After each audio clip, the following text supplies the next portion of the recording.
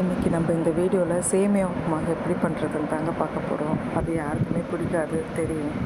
தேவையான அளவு எண்ணெய் கொஞ்சம் ஊற்றிட்டு அதில் கடலப்பருப்பு, உளுத்தம்பருப்பு, காஞ்ச மிளகா, கடுகு போட்டு நல்லா பொரியட்டோன்னு சொல்லிட்டு நம்ம 2 தக்காளி, 2 வெங்காயம், கொஞ்சம் கருவேப்பிலை, 4 பச்சை மிளகாய், ஒரு வரமிளகா இது எல்லாத்தையுமே தனியாக கட் பண்ணி வச்சு அதில் போட்டு நல்லா வதக்கிடுங்க.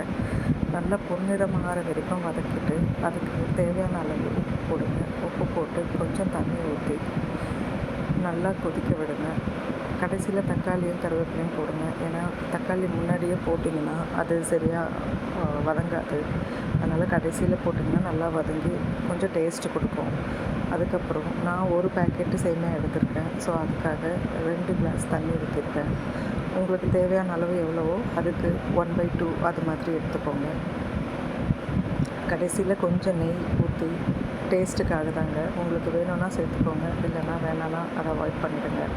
கடைசியில் தண்ணி நல்லா கொதித்த உடனே சேமியாவை போட்டு நல்லா கிளறி விடுங்க.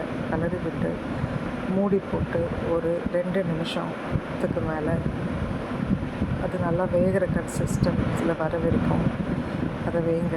இப்போது நல்லா சுவையான சேமியா உப்புமா ரெடி ஆகிடுச்சு.